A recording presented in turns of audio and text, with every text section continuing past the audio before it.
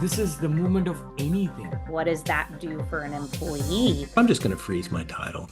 I'm Richard Gearhart. And I'm Elizabeth Gearhart. Are you thinking of starting a business or have one you're trying to grow? Stay tuned. Ramping up your business? The time is near. You've given it heart. Now get it in gear.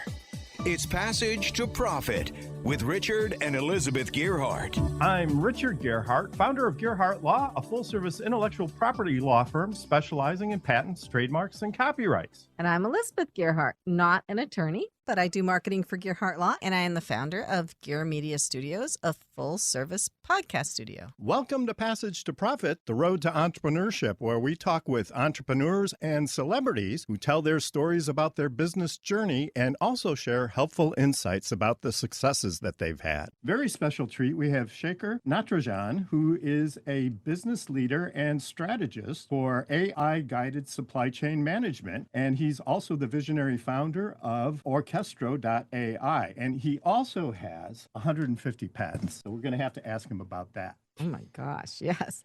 And then we have two amazing guests. Now, I have to ask you this question. Do you have a company where your HR systems, your software systems are all introverts and they just will not talk to each other?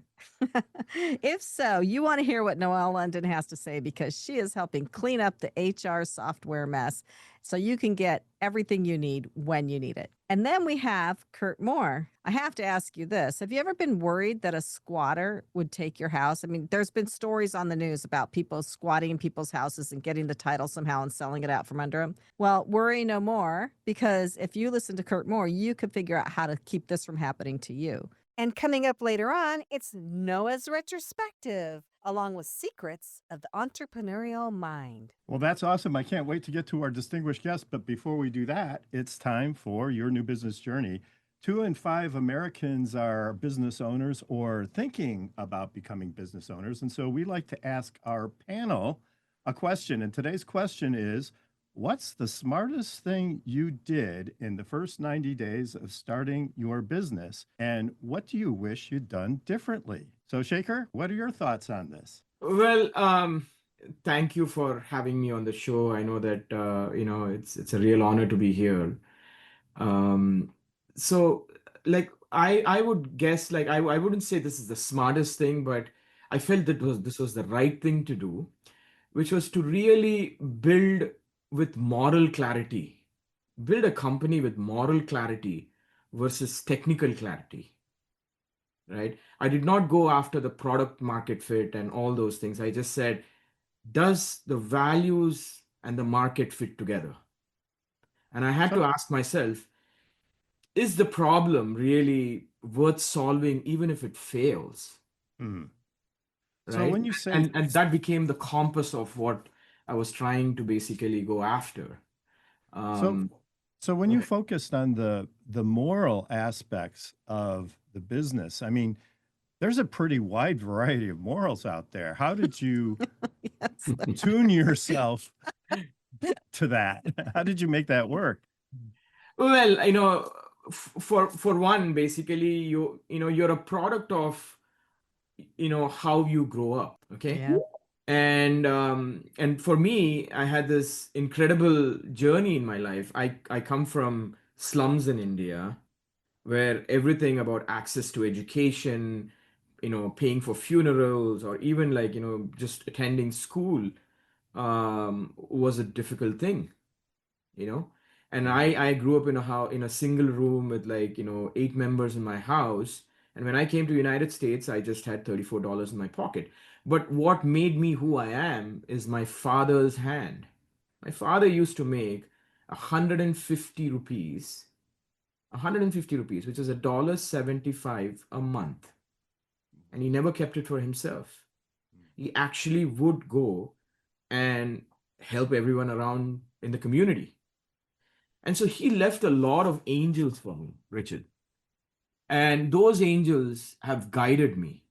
I remember once I swirled on a 5-lane highway in Washington, D.C. at 3:45 in the afternoon. I missed everything by a whisker, and I stood on the brake lane.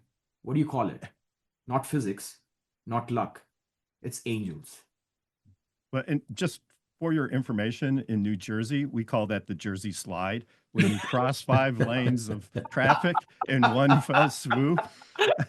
Well, speaking of angels, I got to tell you, my guardian angels are pretty worn out at this point. So, So and I lived in an industry where it is deeply human, right? Like supply chains, if you think about it, 500 million people work in the world of supply chain. 500 million. From all the way from extracting raw materials to making the products, distributing it out, and bringing it to your door. 500 million people. The only two countries bigger than that is India and China. Okay? So if you are actually going to change the industry, you have to basically humanize everything that you're trying to do. You cannot like forget what makes the system. And so for me, if I'm going to be changing the world of logistics and supply chain, organizing and orienting myself, just like my father did it for me, being an angel in many people's life was what I wanted to be in this journey, and helping that human goodness to come out in the process of making this company. I mean, that's great. I do want to come back to this during your interview, because I think that's a really interesting topic, because I think it's very aspirational. And I'm curious about how you took that and those principles and integrated them into your business. But I want to hear from our other panelists too. Curt, do you have any thoughts? Yeah, well, I echo Shekar. I appreciate the opportunity to be on the podcast. I look forward to this very much. And I'm very impressed with what Shekar just said. That's very moving. He's got a great story there. I'm certainly interested in learning more about that. With respect to myself and my company's journey, the first 90 days, I would say things that we did right, and I look back on and saying we got that right, would be we definitely engaged a strong, diverse management team, professionals, including legal, accounting, finance, marketing. And as a leader, I think it's very important to keep those people communicating, keep them aligned, and make sure that we adapt to changes in what's going on in our business cycle.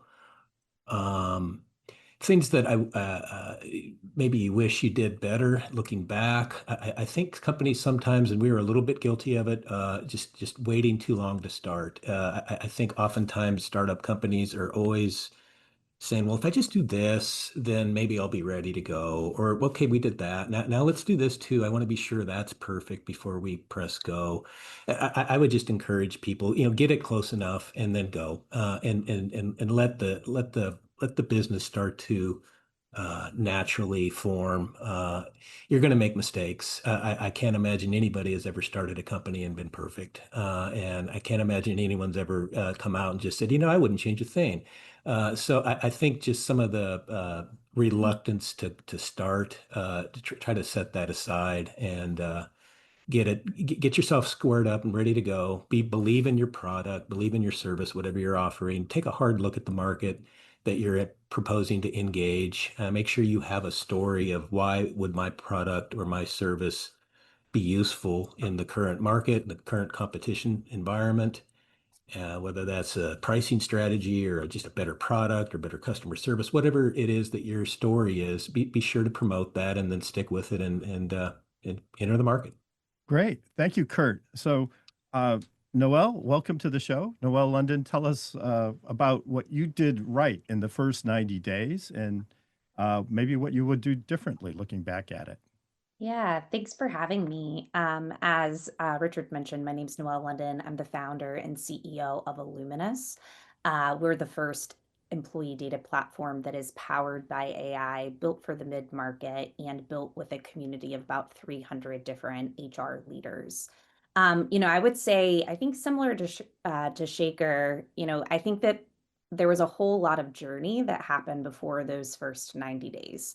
I would actually say that the journey before the first 90 days is probably the most important. For myself personally, I was fortunate to start working with entrepreneurs right out of undergrad with the Peace Corps. I was down in Nicaragua for a couple of years. Learned there that I'd actually been an entrepreneur and didn't necessarily know it and didn't have the vocabulary for it at the time, but I'd had businesses before.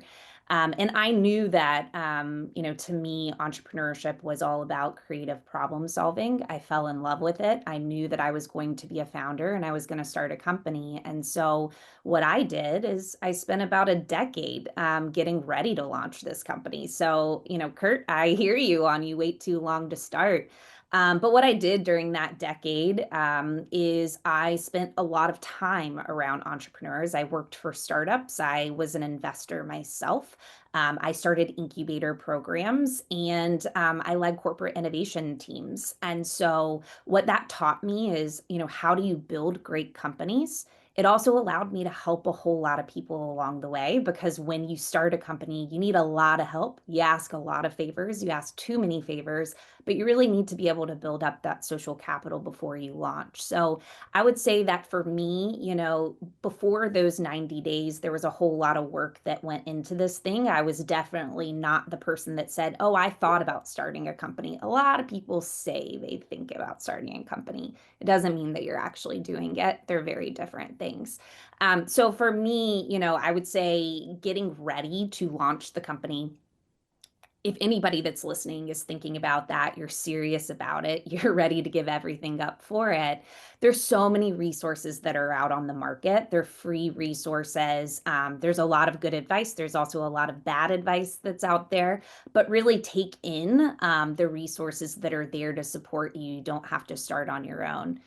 In my first 90 days, I think the best thing that I did is I had a paying customer and I was onboarding said paying customer. So didn't start the clock, didn't go in, this was very much a side of the desk type of thing until we had real revenue and I actually had to quit my job to keep running this business. So I would say, focus on the part of getting ready before you make the jump.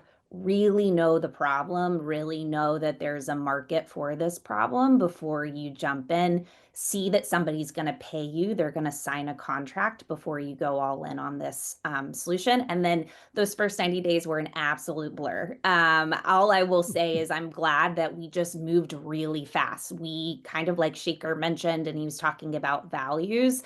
For us, we set our values and our behaviors on day one for the organization, and we just moved and we went and we were super nimble because those first 90 days, all you're doing is just learning and adapting. So, that's all I would say of, what went into those first 90 days. If I could change anything, I don't know. I kind of can't look back. I made a million mistakes probably in those first 90 days, but I also think that, they built us and they made us stronger as well.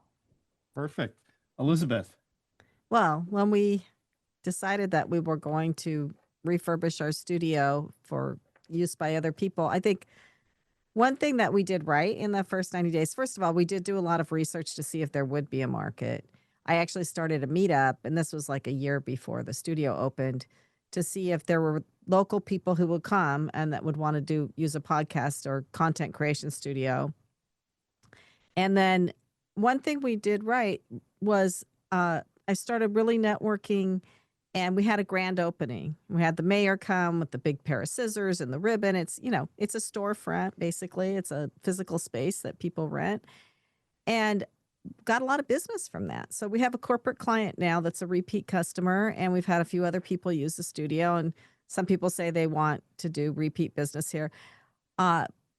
Getting people over the hump is a little tough because people don't like being on video, and it's kind of intimidating with all these cameras that we have in here and everything. But that was one, I think, mistake I made, was that I didn't realize, I thought I would do some coaching, but when we first had this idea, we thought people would just come and know how to do it and just use the studio. I really have to be a hands-on coach, which I'm getting paid for, so that's fine. And I enjoy helping people and doing it. But I think one mistake was underestimating how much help people need to start a podcast, because it's not easy for people. This is not easy. And there's a lot of steps to it. Yeah. Well, that's great. I guess, I'm listening to everybody talk, and I'm just thinking about when we started Gearhart Law, I think I did everything backwards. So maybe I should start with all the things that I did wrong first. Um, well, for example, like it's been 20 years since we started, and it's only been like the last year that I've actually even been really thinking hard about company culture. I started as an attorney, and we're not really trained in, business protocol, business structures. I took one class that told me I had to learn about marketing, I had to learn about, finance, I had to learn about HR. And over the years, I've just kind of maneuvered my way through these. And, I've definitely had strategies, um, but when you talk about things like cultures and values, I'm not sure I really completely understood that concept until, just recently, and even now, just kind of talking about it. I think what I thought would help make us successful was my personal knowledge of intellectual property. And also, I felt like I had an authenticity that clients would find appealing. And so I came from the corporate world where attorneys had the company as a client, and you were always thinking about the company's interest first before your own personal interest. And so when it came to counseling clients, I was always like, well, what's in the best interest of you? Less than what's in my best interest as a business owner. And I think that single kind of concept went a really long way in helping us, grow. And so I think, the best thing that I did was I think just was maybe not spend so much time thinking in terms of business structures and just kind of being myself and, learning as I went. And I guess if I had things to do over again, maybe I would be a little bit more deliberate and maybe I would get a little bit more education in the ways of managing a company. But everything's turned out great. And I guess, what they say based on what I've heard here is, the first 90 days of a company can really kind of define your trajectory. And so I think when you're doing it, you just kind of have to trust your gut and, build momentum as we go. So that's the takeaway from that. So now we need to talk to our featured guest in a little bit more detail. Shekar, once again, welcome to the show. If your supply chain could think for itself and outsmart your current one, then Shekar Natarajan is the guy to talk to. He's a leader in supply chain management and strategy and the founder and CEO of Orchestro AI.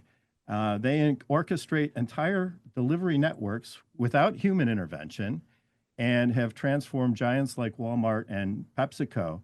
And the first question I want to ask may be obvious, Shekar, but what is supply chain? Well, supply chain and logistics is basically the art and science of movement of things. Okay.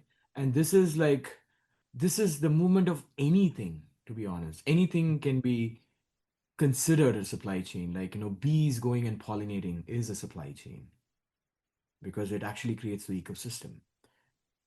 Products moving from China all the way to our door is a supply chain, right? You basically like manufacturing like something in your handcrafting it and trying to get it into someone else's hand is supply chain, right? So supply chain is all around us, but it is also invisible to us. Invisible to us. The reason why I say that, it's like an underbelly. People only hear talking about supply chains when things don't work. Imagine COVID. Imagine vaccines not being there. Imagine like Purell hand sanitizers not available. Imagine diapers not available. Imagine kids not getting the toys during Christmas. That was because supply chains were very fragile. There were broken systems. And it's a collection of many, many, many, many different parties. So let me give you a good example. Like a can of, pear, like a dole pear, the pears grow in Chile, gets transported to Thailand, gets cut there, gets packaged in China, and moves to New York store and gets sold for 50 cents. So that pair actually moved 20,000 miles across the world before it showed up in your hands. And there are so many people who actually touch that journey. So people think of supply chains as these like sophisticated systems, but these are all humans, doing a lot of miracles so that you are not disappointed as a customer. So, Shekar, you're a master of artificial intelligence, and here we are talking about human beings being a part of essential part of the supply chain process. Yeah. How do you How do marry you those reconcile with two? that? Isn't that a paradox? That's what people would say, right? No, absolutely not. And the story actually goes back to the genesis of what I was talking about, right? So in 2005, okay, my father slipped into coma. He was an angel maker in many people's lives, and I was rushed into to go to India. When I reached home, my father basically is 88% of his brain was completely damaged. He couldn't recognize me. I couldn't recognize him because was completely like fragile. And here he was like a healthy guy who would like do yoga every day, would like keep himself very fit, and he slipped into coma. And at that time, I had to make a decision about whether my father needs to be alive or not. Oh my gosh. And you don't hit like let's go button. You pause, you think, you think, and you think. And sometimes you think for 13 days and never get the answer. And I woke up on the 14th day and I said, like, my father probably doesn't want to live the way he's living.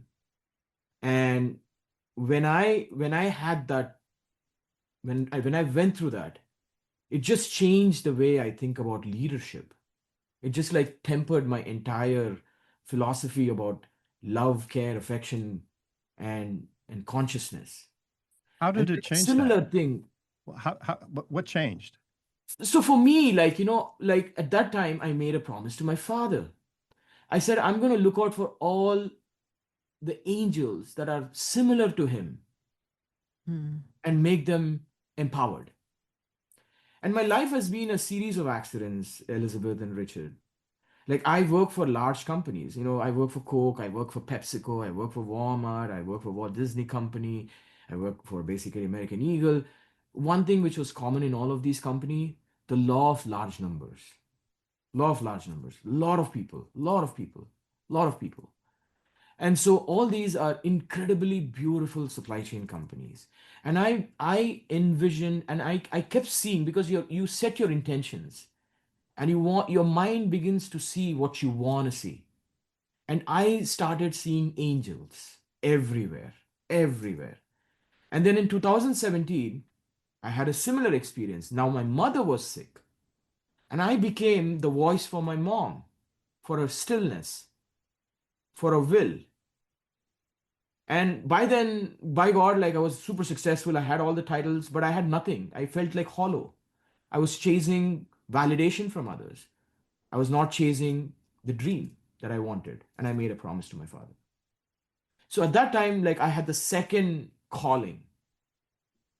And at that time, I was fully determined, by God, I'm actually going to create something very fascinating for, like, for humans to become like extraordinary in what they do, to capture the humanness. Like the guy who goes out of the way and doesn't care that he did not finish the delivery on time, but goes to an elderly house, like a customer who's elderly and makes a delivery of grocery and pharmaceuticals to them. He didn't care about like basically like running overtime or not over overtime. He just did what was right. The guy was running into the house of an elderly person whose house was in fire. And these are not like made up stories. These are actually the real stories that people don't hear about. Mm-hmm. right? And how do you capture the humanness of these people and make them extraordinary souls? And when you're able to do that, every transformation, every industry change becomes easy because you have the power of masses with you. Power So of how do you capture that? How do you capture within the system, within a business context? How do you capture the humanity there and yeah. channel it to the right business purpose? Yeah. So basically, the way we have conceptualized, if I just sold virtues and values and everything, like we live in a very capitalistic world. No one would buy that. Let's be honest about it. Okay. Right. So so the way our network works is you see this at your door today. You have a FedEx driver showing up at the door, a UPS driver showing up at the door, another carrier like an Amazon and a USPS mailman, everyone is coming to your door. And subconsciously, people are replicating building more delivery companies to the door. The problem is, it's very similar to utility. You don't have like one company delivering water to your bedroom, one to your master bathroom, one to basically your living room, one for your Mm-hmm. kids. You don't have that. You have like one unified system. So the most efficient last mile is one where basically you're consolidating everything to the same door. So that gives the efficiency play. Now, I overlay that as a feature, like what I'm talking about, these digital angels, the angels of compassion, the angels of temperance, the angel of. So these are all virtues that make us very human. And we give the control back to the humans to basically override the machine decisions. I'm a delivery driver. I'm making a delivery. I know that I have to go there. I can make an exception to that process. So you're bringing So the human into the loop and and basically amplifying their goodness while you're driving the efficiency at the same time. So if you're I'm just curious about how this fits in with your work with agentic AI. So if you're programming AI agents, Yeah. which I want to have my own like 1,000 AI agents to do everything that I don't want to do. I mean, is there room for human intervention if you're using AI agents to do all these tasks for you? Obviously, right? People have been very fascinated about autonomous delivery for a while. I remember like I have a lot of patents on that. People have been talking about like autonomy is coming, like it's almost coming, it's almost there at your doorstep, and it never came even after a decade. You know Hmm. why? Because I'll give you a classic example, and like this will drive home the point. In India, when you're driving around, right? Like people like put their right hand and take a left turn. They put the left hand out and take a right turn. And they put both hands up and then they drive straight. So the driver would basically, like the guy who's driving the vehicle is trained to think in 360 degrees, like don't even like pay attention. I understand the context of like what's going on. So they're able to adapt. But what they're not able to adapt is a cow sitting in the center of the road. The cow cannot communicate its intent to you. It doesn't understand your intent to her, right? And so we live in a very similar society where things are always going to be heterogeneous, always heterogeneous. So we are always going to live in a hybrid world. Mm. And hence, basically, human is always going to discern more, feel more, think obviously they can think. Thinking is actually like now getting sort of outsourced to AI, but the feeling, completely, by the way. right? But the feeling and the humanness is still very human. You cannot replace it. You cannot replace it. So we have to take a commercial break now. This has been a fascinating discussion and has really started opening my eyes a bit to the interaction between human beings and potentially and artificial intelligence. And when we come back, I really want to know what the word heterogeneous means because I haven't heard that one before. You're listening to Passage to Profit with Richard and Elizabeth Gearhart, our special guest, Shekar Natarajan, who is the CEO of Orchestro AI. We'll be back right after this. Attention investors. This is a simple commercial on the investment value of gold. Gold continues to make new highs. In good markets and in bad markets, you need to have your portfolio balanced with gold. Learn about owning physical gold or getting a gold-backed IRA. Make this simple call right now. 800-653-2073. 800-653-2073. That's 800-653-2073. Sponsored by Reagan Gold. We're offering a 100% risk-free gold guide. Gold continues to make new highs. And unlike stocks, gold has never been worth zero. You owe it to your nest egg and future to own some physical gold or set up a gold-backed IRA. Call right now for your free report. 800-653-2073. 800-653-2073. That's 800-653-2073. Sponsored by Reagan Gold. Do you love going on a cruise, or have you always dreamt on going on the cruise vacation of your life? With dozens of cruise companies, who do you call to find the right vacation and deal for you? Now you can make one phone call and shop all the best deals on every single cruise line in the world. You can't get that by calling one cruise line. We have them all, with experts that know the ins and outs of every cruise ship and can tell you the best cruise for your vacation needs. Our cruise packages start at $149. Plus, we offer free internet, free guest packages, and cash back deals. So now is your chance to book the cruise of your lifetime. Call the cruise hotline right now and shop every single cruise line in the world. Here's the number.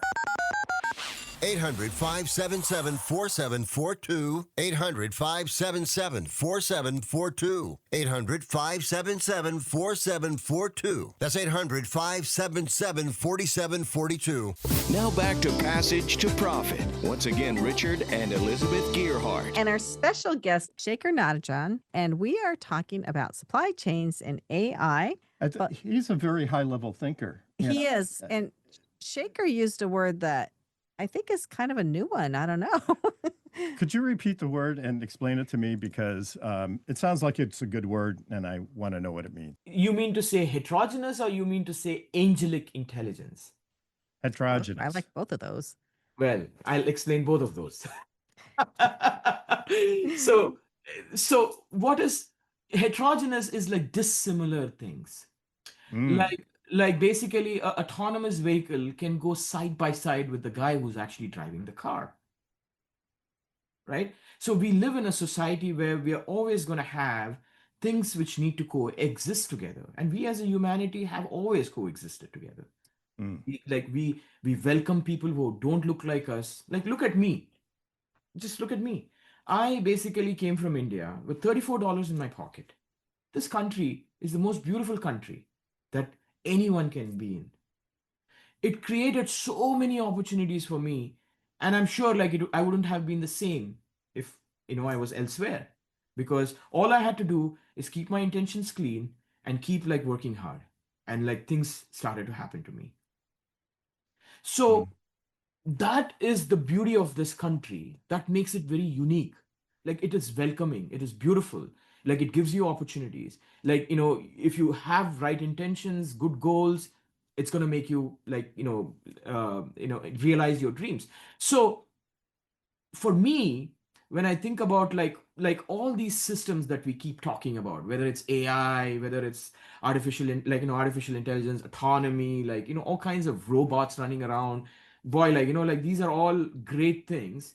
But what it does not do is feel like a human. And hence, instead of building artificial intelligence, how about we start building angelic intelligence? Angelic intelligence is bringing out the goodness in people, unleashing that imagination, unleashing that creativity, unleashing that kindness. See what happened in Texas. Such a disaster. Yeah. But one of the most beautiful things that happened in that, even in that trying circumstances, is people who did not know other people just showed up out of love, out of compassion. How does a machine capture that? Well, it's interesting as we go through this AI transition and we integrate artificial intelligence more and more into our lives. I think most of us meet it with some Skepticism. Yeah, some mixture of fear and excitement. But I don't think anybody's talking about the potential to enhance the human aspect of people. I think we're all, or I am at least, looking at it sometimes as a way of sort of almost taking things away from us, taking away the opportunity to think or to master skills, and they're not really being a replacement for those activities, right? Yeah. And if you're looking at it from as an additive rather than a subtractive, then I think that can bring new potential to us. I'm not sure what form that would take, but Yeah. I think could be potential there. Absolutely. See, like I like, let's rewind history. Let's think about history. Let's think about civilizations. I come from a land where there's a lot of cultural heritage. Mm. Dates long back. It goes like long, long back. And there was like, like, and this, I'm not talking and glorifying India and all that stuff. I don't want you guys to think that. But like, there was a notion of zero. There was a notion of mathematics. There was a notion of physics. There was a notion of astronomy. There was a notion of astrology, right? All of these existed. And over many generations, it got lost. And then, like in 18th century, people show up and start like, basically figuring out that like sun does not like, rotate around earth, like it's the vice versa. Right, and like math gets figured out, like, and like gravity gets figured out, and but like when you go read like some scriptures, like people are levitating. How the heck was that possible? How are they building temples which basically carried many boulders up the hill, and they were able to construct a beautiful temple with architectural marvel in it? Who actually taught them that? And what was lost? And why was it lost? And in the world of AI, this is the most like scary thing that actually bothers me. If you keep training AI, it would think baby peacock is basically the smaller version of the peacock. But we all know baby peacocks don't look like peacocks, by the way. And Mhm. people will think that baby peacocks are small peacocks, right? So we're Right. going to lose the context and basically the intellectual property of what it is. And we're going to assume what you read and what you see is reality. It is not reality, it is hallucination. Right. Well, and Richard read an article just the other day. You were I, going to bring I was that just going to bring this up. So about how this person was saying, well, just accept hallucinations as part of life. yeah, You're just going to have to live with them. And Richard and I are like, no, we don't think so. I Yeah. mean, we're We not going to never have. have to settle for anything that we don't have to settle for. It's free will. Right. And I think I was at a seminar and a few different people spoke about AI in different industries. And one thing that came out is AI does, I like that you say AI doesn't have the compassion, but it also doesn't have the curiosity. So AI is, Absolutely. yeah, it's not going to do basic empirical scientific research because it doesn't even know what it's trying to do, Yeah. right? Because all it did is like learn the data from the world. Right. Yeah. World is basically curated with good data and garbage. Right. And So like it's you are sort of, basically mixing the good with the garbage, and you're, eventually you're going to Yeah. come up with all garbage. And like, let me give you one simple exercise for all the readers, like, and all the viewers on this podcast. Please go do this once. So come up with a biased solution of something. Like say like, like I'm the greatest guy in the world, and just give your resume. And AI would say, like, give it to ChatGPT. And it would say, yes, you're the greatest guy in the world. And here's why. There's a confirmation bias to that. Now take the same resume and give it to Grok and say, just shred this like resume. Mhm. And it would say, yeah, this is like the lousiest resume I can find in the world. And then take it to another one and say, give me a moderate view of everything. And then it'll say, like, here are all the strengths, here are all the weaknesses. What is it doing? It's confirming your biases, Mhm. right? So models have been trained with a lot of bias in sight, and with a lot of data that is is available generally. Not all general purpose data is right. Why do I say that? Sometimes you go to Google and see like if a restaurant is open, it says it's open, but it's not really open. Yeah. Yeah.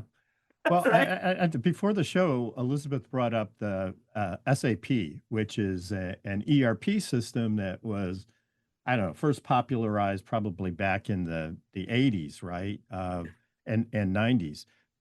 But at the time, people thought that those ERP systems, and it was a software that would organize operations for a company, right? So you would organize invoicing and inventory. And the idea was to use software to essentially kind of micromanage different aspects of the company. And it was thought uh, that SAP ERP system would make things more profitable. Well, it's been years, and those ERP systems have worked somewhat, but they're not perfect, and they still require a lot of human intervention. And I think the point that Elizabeth was going to make, if I can put words in your mouth, dear, Yes. was that, this is not so far away now from the artificial intelligence that there was a lot of optimism to begin with, and it did do a lot of useful things, but as things played out, it turned out not to be the perfect solution to everything. And I'm kind of interested, Shekar, on what you think about that. Yeah. So let me give you the real perspective, right? Like so all of these plannings, like let me go back to the evolution of supply chains. Like I think like the readers would really love to know, like how did supply chain even evolve on all these things? Like and so there were really four like evolutions to supply chain as we know it today, right? The first one was the world of GMs and Fords and the milkman, two extremes. The GM and Ford was a vertically integrated supply chain in the sense they made their own parts, they made their own assembly, they made their own cars, and basically they had their own distributors where you would get the car. So they managed the end-to-end process. And then there were the milkmen who actually would milk and come and give you the bottle of milk at your door. So it was like do it yourself. So those are two extremes of the supply chain that existed, and it was not even called one at that time. People called it with a different name. And then the economy opened, and people started to find where can I produce cheaper than what I'm doing, and who are my consumers. So everything got separated in time and space. So the producer happened to be in China, and the raw material happened to be in Tanzania, and basically the metal was supposed to come from Congo Basin because they were all the cheapest sources. So the hunt for the cheapest source and how do I manage the pipeline of the flow of goods became the second evolution of supply chains. That's why when you see and talk to supply chain people from the 90s and the 2000s, all of these softwares that you're talking about, Richard and Elizabeth, they were all good in managing the procurement processes, like how do I pay my bills and how do I plan the inventory right? Okay. Then came the third evolution, which is Amazonification, right? Which is I click a button and I get it. So stop going to the stores, get it to my house. Stop buying a basket, give me like one item at a time. That's the world that Amazon created. So what used to be available in 1,000 stores, you would go to a Walmart store, you would go to like the closest neighborhood store, you buy stuff and you come back home. So you're buying your own basket. Now it had to go access 130 million households. And then as Amazon became more and more popular, this was a third evolution. So it became like it went from B2B businesses, like business to business movement, to business to consumer movement. Very different. 130 million households, very different than going to 1,000 doors. Now everyone is trying to catch up on that journey. That's where the future is going to go with supply chains. And in that world, the consumer, you expect something to be coming to your door at a specific time. So it's like a factory like thinking. I want it at 8 o'clock, so it has to leave a certain like depot by 6 o'clock. Hence, it needs to get there by like 5 o'clock. Hence, someone needs to get it like from the other place on an 8-hour journey prior to that, and hence the entire supply chain is stitched like a time-based network. So what happens in a world where so many people are involved? Nothing works exactly to the plan. And if nothing works to the plan, what do you need? Not another planning system. What you need is a better execution system which would adapt to these changes. And the world has not built one. So SAP, while a great planning system, could not really figure out how to manage exceptions. And hence the humans are always involved in that. So this journey of perfection is one of like evolution. It's a utopian goal. Perfection is utopia. You're never perfect. And hence there's always going to be human in the loop. Yeah. Well, that's reassuring, I think, Well, I think, perspective. yeah. And I think in terms of that, instead of worrying about AI taking your job, you have to make AI work for you right now. And so, Exactly. yeah. So I had a meetup last night, and I'll talk about that a little later. And I put it through a software program, and then I took it and I put it through ChatGPT and said, do a summary email. The meetup was like an hour and a half long, 2 hours long. And it spit it out, and it's like perfect. Well, close to perfect. It wasn't 100% perfect because nothing's perfect.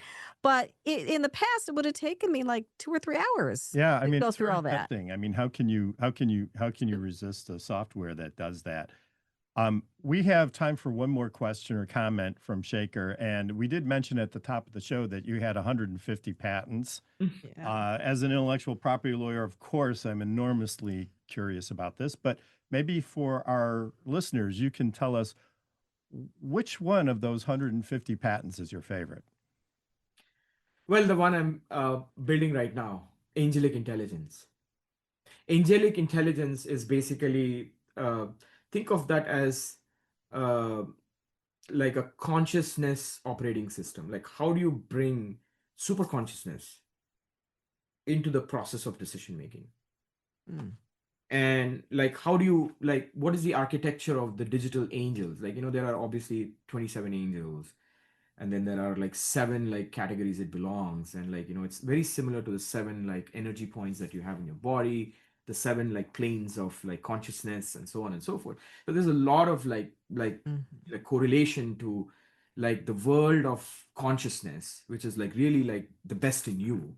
It's not like seeking the outside, it's like what is best in you, and basically unleashing that.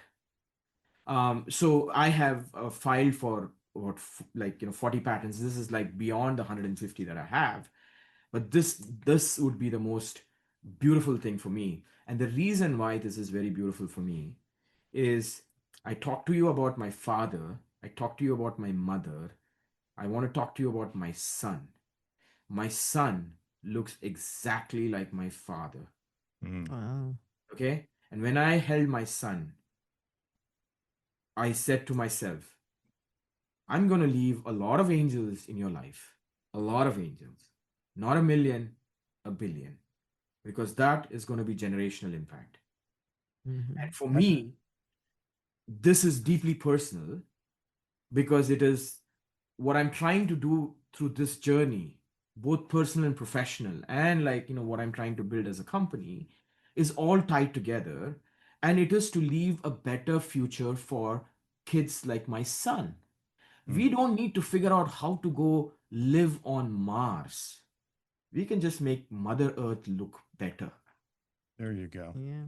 Well, it sounds like a very interesting patent, and I'll be very curious about how it turns out. It sounds like it would be an amazing concept to protect. So, and speaking of intellectual property, Shekar, before we go, where can people find you if they want to contact your company and maybe get some information about AI and logistics? Not in a police station. That's good. Well, that was easy. So yes, they can find me. They can Google me. They can LinkedIn me. They can. I'm pretty searchable. And anyone who's interested remotely, not even connected to entrepreneurship, and is just looking to someone to talk to, I would be happy to pick up the call and talk to you guys, So even if it's not business related. is it your full name? Should I spell your name, or would you like to spell your name? Yeah, it's like Shekar, Shekar, like, but it's like it's not. It's like salt and pepper shaker, but it's Shekar is how it's phonetically like written, and Natarajan, Nat as in Thomas, R as in Robert, A Jack, Jan. Now you could probably see, because every time I had to speak my name to a guy like sitting somewhere on a customer service call, I had to just like spell every letter out. Well, S Smith, H Harry, E Edward, K Kite, A Apple, R Robert.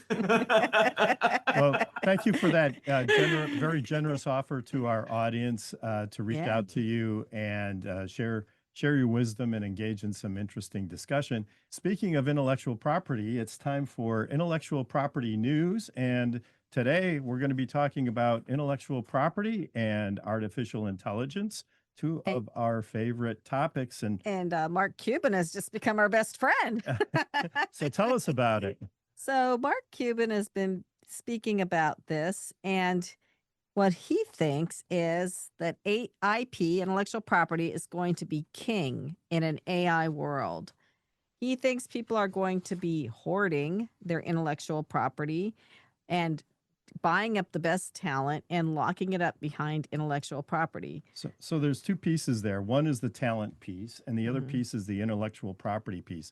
And sometimes when people talk about intellectual property, maybe from more of a business standpoint, they're not necessarily talking about the patents, trademarks, and copyrights, but they're talking about the intellectual capital that the organization has, right? So this is the Mhm. the knowledge that's within the organization. And if you've been following the news lately, I guess Meta has been trying to hire away people from other AI companies. In the article here, it mentions Scale AI's CEO, Alexander Wang, offering them a $100 million signing bonus to jump ship. And just gives you a sense of the value that people are placing on the talent and the knowledge that these pioneers have. So I'd like to turn it over to our panel. Noelle, you've been listening patiently. I know you're very involved in the AI space. What do you think about this trend? Do you think Mark Cuban is right, or do you think he's a little off base? Yeah, I mean, I think it's fascinating. I'm in the software as a service space, and so a lot of what we talk about is moats. So, how are you protecting your business? What's your key differentiator? What's your value proposition? And so, on one hand, I think that piece around scale AI, may be kind of a way to get around some of the M&A regulation of, hey, we can't see too much consolidation. So now we're seeing it at the individual talent level instead of acquiring entire companies. So, like, that I think is probably part of that move. But, said in another way, I think there's pieces of that are very spot on. And, Mark is a very savvy investor and has done very well with a lot of the bets that he's made. I think about it in terms of moats. Brad Feld, who started Techstars, says another quote that I think about all the time, that says, in the gold rush, you don't necessarily want the gold, you want the shovel. So thinking about like the infrastructure of how are you owning the stickiness of the infrastructure around this movement. And so that's a lot of what I think about, is not necessarily, we haven't gone through processes on filing patents, but thinking about how do you create stickiness in your product that's really hard to replicate. So yes, I think, there's pieces around this on, what's your moat, what's something that somebody can't come in and replicate right away. Part of that, I think, is also just the real application. We're talking about OpenAI is a very different company than a company like Illoominus. with Illoominus, we're leveraging AI to solve a very real business problem. And so I think those that really understand the industry challenges and know how to solve those with these tools, I think that in a way, like your real understanding of the problem is a differentiator where, somebody's not going to vibe code your way out of that in the same way as you just really understanding the problem you're solving. Another So, thing that oh, go ahead, Richard. I was just going to build on that. no, go ahead. Build Well, away. I mean, I think that yes, we're talking about intellectual property on the technology side. We're talking about talent that's building solutions and, the mobility there. Yes, you may have some challenges of like some of the things that you figured out leaking around. But another thing that I've been thinking a lot about and having a lot of these conversations around lately is that I think in this new age with AI and automation, that trust is also a real currency that's not necessarily reflected in that statement.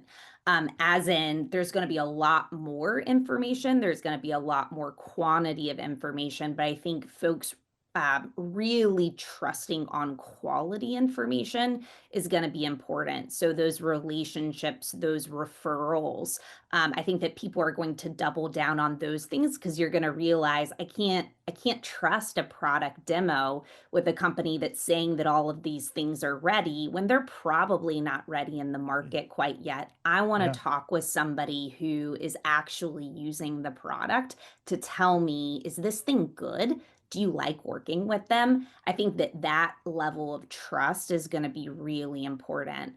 So Right. with that, Okay. oh, go Yeah. ahead. No, I was just going to amplify that a little bit because I do think that, you know, AI agents can be a real challenge, and if they get it wrong. I'm sorry. You know, the Totally. article we were talking about yesterday, or earlier in the program, mentioned hallucinations as a feature as opposed to a bug. Right. And so Yeah. if you're using an AI agent to book a hotel in California and the hotel doesn't exist, that makes the AI agent pretty useless, right? If it Yeah. hallucinates a hotel Yeah. or something else. And so I think the realness is super important there. And Yeah. and it's really to your point. So Yeah. uh, Yeah. Kurt, what are your thoughts about all of this stuff? I think Elizabeth Noelle made some really good points there. With respect to Moat and our business plan and how we propose to engage our markets, I think it's important to note that, at least my observation, AI fits really well in certain places, and I think it doesn't fit so well in other places. And I think it's still pretty new. I think there's definitely some reluctance, probably from the demographic of age, to engage with AI. One of our fundamental core values at Moat is to have, people that can talk to our clients and our customers and not put them through the 1-800 number thing and not put them through a chat robot as their primary contact. But that's I think that's unique to Moat and what our products and services are and who our target customers are, that they're more elderly. And I'm not that young anymore. And when I think about not too long ago, I came to the conclusion, we just don't need satellite TV anymore. We don't watch that much TV, but I guess I need to switch to something else, and I need to cancel what I've got. It probably took an hour to get through all of the rigmarole to get my satellite TV provider to just quit, just let me go. And I think that in my experience, customers don't want to do that. They don't want to fight for what they're trying to accomplish, and they don't want to start with engaging a chat robot on the internet. So again, my take is AI is got some unbelievable applications. When I think of an emergency room in a small rural town, suddenly someone's in there and they're injured, and is there an applicability for AI to help a diagnosis in a life or death situation? I think there is. And Richard, you're an attorney. Not too long ago, when you wanted to do research, you'd go to the bookcase behind you with literally hundreds of books and start combing through them, trying to find applicable case law. Is there a better, easier way to get to the right answer quickly there? AI certainly would seem like it fits there. So I would say only in the short term. In the long term, I spent a lot of time looking through those books, and I learned a lot of information that was not necessarily related to the topic that I was researching, but that came back to benefit me years later. So I guess the jury's still out, if you'll pardon the legal pun, but about whether or not it's as beneficial as we think it is. And I just wanted to go back to Noelle. I had one question before we had to move on, but I'm coming back to it. Would you consider hiring talent from another organization in the same way Mark Cuban is, talking about how the AI companies are trying to secure top talent? Would you consider that as a strategy, or do you think you're better off just sort of, building from the ground up? Yeah, it's not, I think it's what we hire for is very much mindset, very much behaviors. I would not necessarily say our strategy is to go and hire somebody from another company and to think that they're going to bring that type of information to us. I don't agree with that strategy, but I also don't believe that there are other companies that are building a solution and understand the problem that we're solving in the same way. And so that's not necessarily, that's not necessarily the strategy. One thing I just to bring to life, because I know that, these listeners probably like stories quite a bit, but it was interesting with Curt saying, there's some places where AI does need to exist, and there's other places where it doesn't need to exist. We work with HR leaders, and when you think about the core, there's lots of different responsibilities, but the core things being around hiring people and the core things being around paying people. And I think that I've even just in a short amount of time seen very real stories where because of AI and automation, because of those bugs that you all brought up, people were paid the wrong amount. And, actually on the bonuses side, and they were overpaid. And then you think about the risk that that puts on a business of now, how do I go and recoup that? How do I deal with this on a trust and communications front? I had another case where, we were actually implementing a new, really interesting HR solution, and we had a referrals program at a previous employer, and there was this new candidate CRM system. So essentially, like, how do you manage recruits? And it would automate a lot of the communications. And, you think, hey, that's a really easy way to incorporate AI and automation, but, that onboarding experience is key to somebody having a good beginning experience at a company. And I had a woman that I had referred, she'd gone through the entire interview process, had a job, had accepted an offer, and then got an automated note that she didn't get the job. And so this was just like such a faux pas, but just Wow. thinking about, hey, it's one thing when I go into chat and I'm typing in and I get a weird answer, and I had that happen just now with like a bio that I was sending to something else. We can kind of get over those kinds of things, but these very real administrative things that can be some of the easiest things to automate, there are very real implications when you hear about those things also going wrong. Yeah. Okay. So, Shekar, So- your thoughts on Mark Cuban's comments about talent and artificial and Mark Cuban's comments about talents and IP? Well, I think I agree half of the story and the other half I don't. Intellectual property cuts two ways, right? So there is something called trade secret, and then there's something called intellectual property. It's difference between the two. Okay. So trade secret is what you really want to do, and like you don't want the rest of the world to know that because that's your trade secret. That's the trade you're in. Okay. And intellectual property is something that gives you an exclusive right to use that for a period of time, and then it becomes public. Okay. So when people talk about intellectual property and protecting intellectual property, well, in essence, there's no protection after a period of time. Like what we're really talking about is trade secret. That is not really like, is published anywhere. So patents like are excluded from that kind of thought process. So but where it comes to talent, and I agree with Noel and I agree with like Curt on this topic, it is not really like pay $100 million, and like some of that I don't think is even accurately depicted, because some of it is just like media getting created, because the next guy who get poached out of chat gpt, you know they don't want them to have an offer they feel is not $100 million, so they shouldn't walk away. Like it's kind of like creating a defense mechanism. That's why it was actually planted in the media in the first place. Okay, so there's like, even like, I don't even agree with like 100 million packages being sent out and doled out. Like that needs to be verified and checked. But what I would definitely say is, look for the heart and look for the intentionality on your team. That's more important. If you can simply buy people for money, they're only designed to be attracted to money. So the next guy who's going to give them more money, they're just going to go there. Yeah. So what is your moat? Your moat is the problem you're trying to solve, the mission you're on, and does the team believe in what you're trying to do, and hence they're solely committed.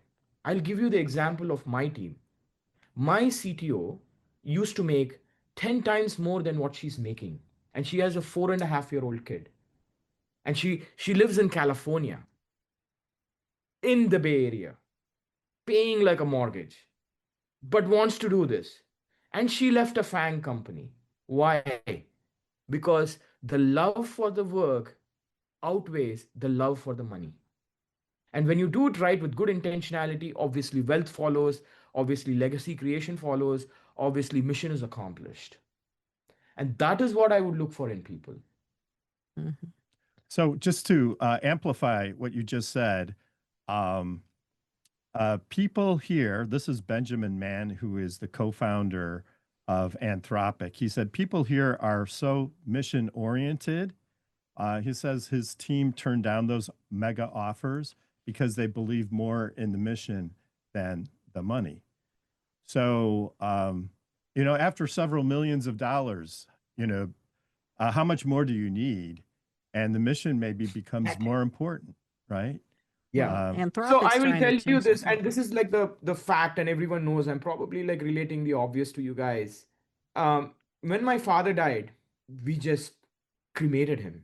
He did not take anything with him, but what he left was goodwill, right? And so, like, I'm not saying that don't chase money or wealth and all those things. We all need money to like live a basic life and have like the security for our kids and family and generations beyond and all that stuff.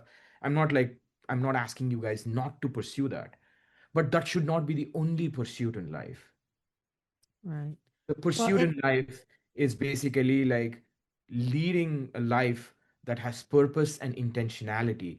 And every human being in this world is capable of that, because God has gifted you guys with that power.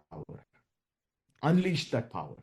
I agree. I mean, one thing I wanted to say, at Anthropic, they say they're affecting the future of humanity, whereas people at Meta just want to make money.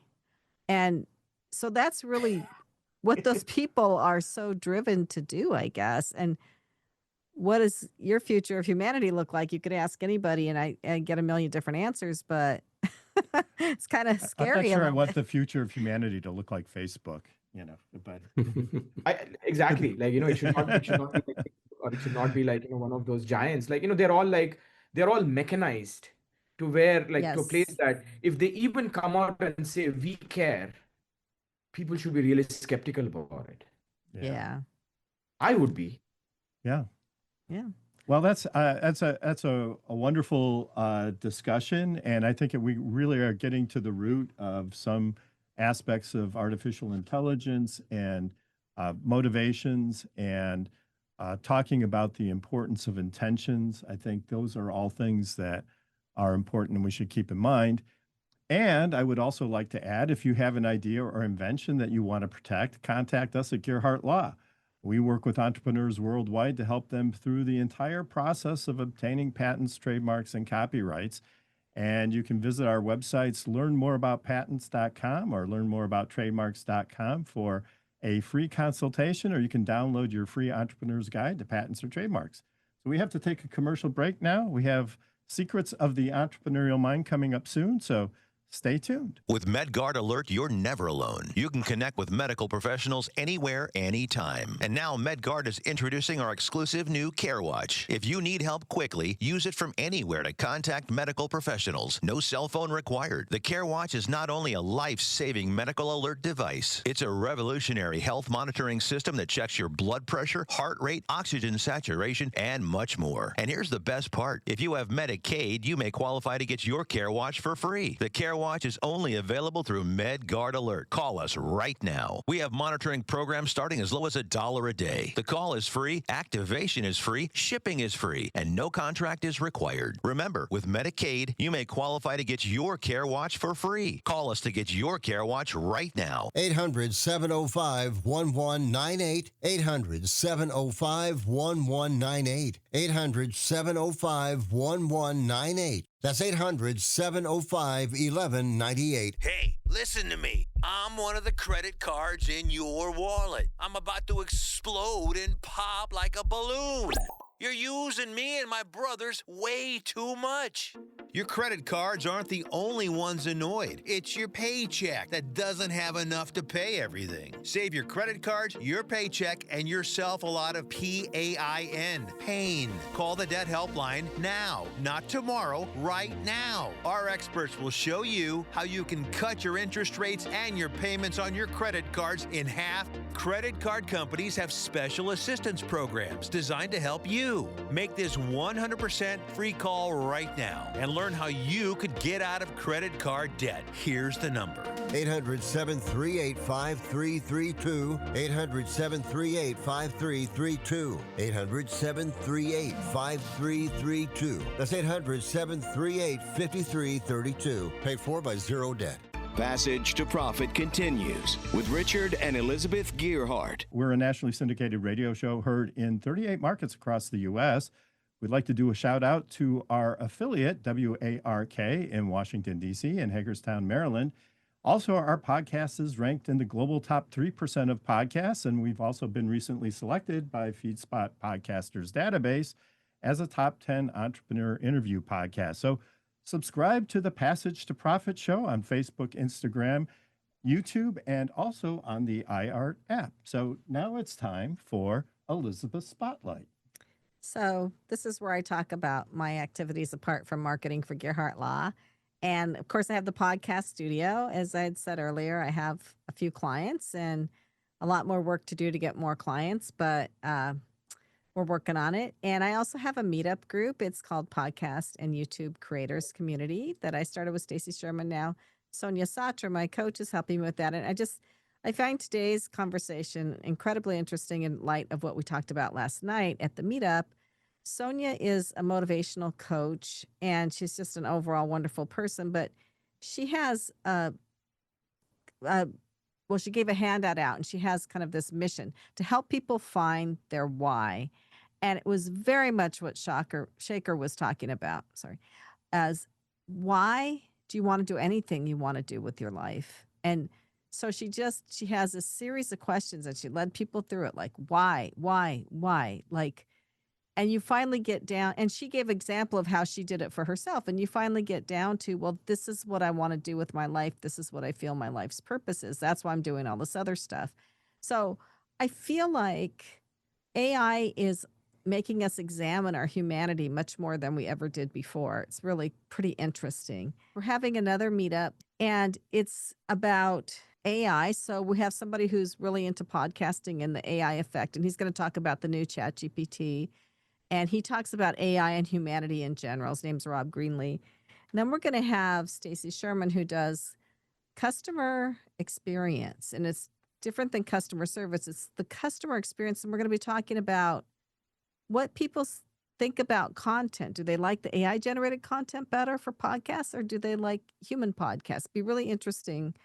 And then we're also going to have one of our attorneys, David Postalski, there to talk about the intellectual property concerns, especially copyright. So copyright and AI and podcasting and creatives is just this huge tangled up mess right now.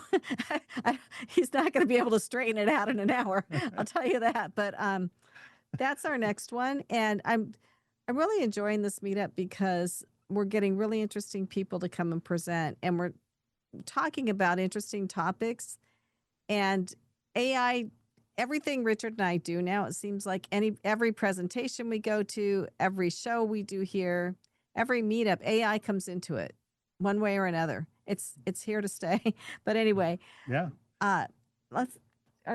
Do you have a comment, or you want to go on to the medical minute? Well, I was just going to say, Rob Greenlee is predicting that Google is going to be gone by the end of the year. It's going to be replaced by Gemini. Well, Google search will be replaced by Gemini search. Yeah. And it's already starting to do that. It's already, when you type in something on Google, it's coming up with the Gemini answer. So Yeah. So we'll see if he's right, the but world keeps changing. So follows this closely. what about the medical minute? Oh, well, this is an AI medical minute. I think it was Curt. It would have been a great lead into this. It still is, when he was talking about how AI can find medical issues that it's really hard for doctors to find otherwise. But this guy was in a motorcycle accident and he broke his ankle, but he didn't know it at first. He just went home, one of these tough guys. I got at home for a couple days. And then it was really hurting, and he looked like he had a cut that was getting infected. So he went to the doctor, and they're like, "Oh man, you broke your ankle in 3 places." I don't know how he lasted 2 days like that, but there you go. And they cleaned up his wound and everything, and they gave him antibiotics. I sent him home. Goes next day, his hand starts trembling. I'm doing it on the YouTube video, if you can see it. His hand starts trembling, so he goes back, and they're like, "Well, we're not really sure what would cause your hand to tremble, but we have this AI assistant we call Kate. So we're going to take your whole health history, like you have diabetes, you have this, you have that. We're going to put everything into Kate, and we're going to ask Kate if she can figure out what's going on." So it turned out that he was getting sepsis. And sepsis is hard to determine at first. So it's an infection that just goes through your whole body and eventually kills you. And it's hard to control. And if you let it go, it can be really bad. So ended up that they did have to cut off his leg, part of his leg, because of the infection and the sepsis, but he didn't die. And without this AI intervention, they think he probably would have lost his life instead of just part of his leg. Yeah, I mean, so that's really to Kurt's point. I mean, and that technology is available anywhere, right? I mean, it's just a matter of having an internet connection and Yeah. a computer that can handle it. So Yeah, I don't think this was a big hospital anywhere. I think it was a small hospital out in the, some rural area or something. yeah. So, So, I mean, it's pluses and minuses. I mean, there's a lot of benefit. But on the other hand, what if it was hallucinating? And I guess, I'm pretty sure that they would not have cut off his leg without doing, further investigation and diagnosis, right? So once they Yeah. caught the sepsis, then they were able to yeah, prescribe a diagnostic. But what if it came up with the wrong diagnostic? I think they would catch it. That's why you always have to have a human involved. But doctors make mistakes all the time now. I mean, Yeah, that's true. but anyway, so with that, I would like to go on to our next presenter. So Noelle London is our next presenter. You've heard her speak a little bit. She is the founder and CEO of Illoominus.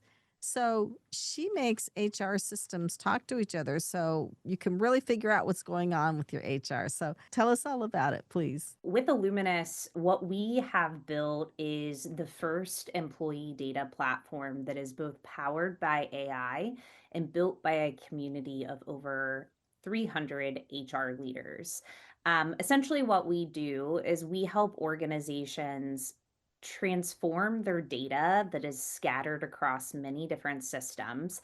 We help them to transform that data into actionable insights on what's happening across their employee journey. So, especially as we think about AI and automation and what that means for how we have to move skills and employees through organizations, that's a lot of what we do is through our software platform, we support mid-market companies to understand, organizational health and what's happening, but then also helping to plan for the future of their workforces. I think that's great because HR is critical to the functioning of any company, the effective functioning of any company.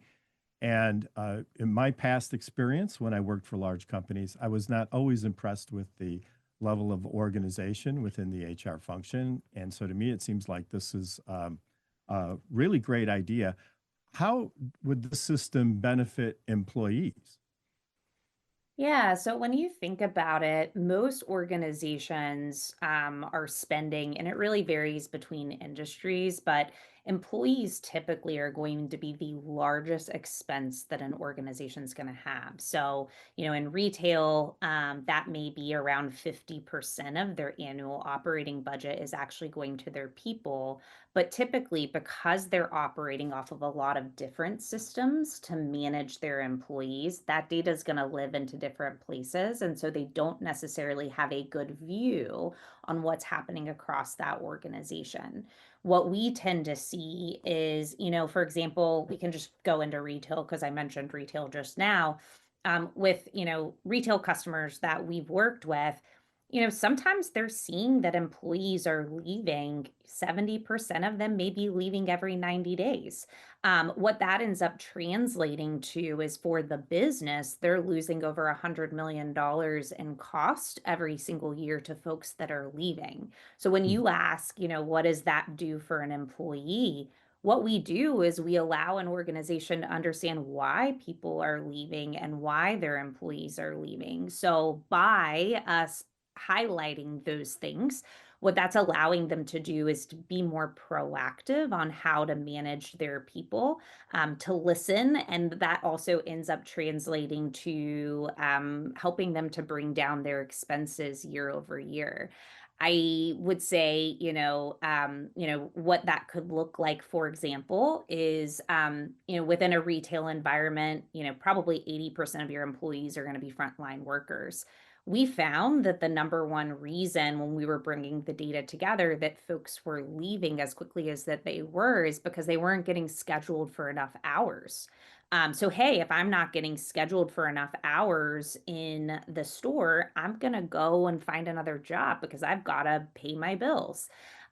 What we also found is that there were systematic issues on why people weren't getting more hours. So, for example, if you are working in a retail environment where you need to be trained to cut fabric or you need to be able to use a meat slicer, those are things that sometimes require trainings and certifications. So, by us being able to say, is there a high performer that's within the stores that's not getting as many hours as we want them to get? They're at risk for leaving.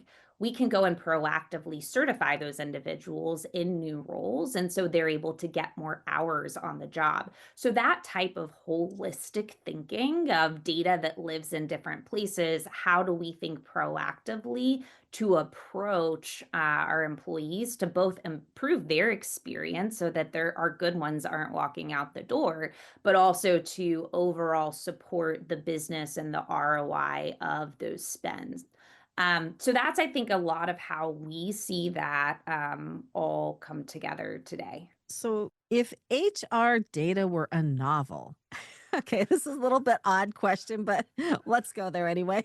What Yep. would be the plot twist most leaders never see coming? Yeah, it's interesting that you say that because if HR were a novel, what I would say is that we become the encyclopedia as Illoominus of bringing the different pieces of information together so that you can actually make use of what's happening.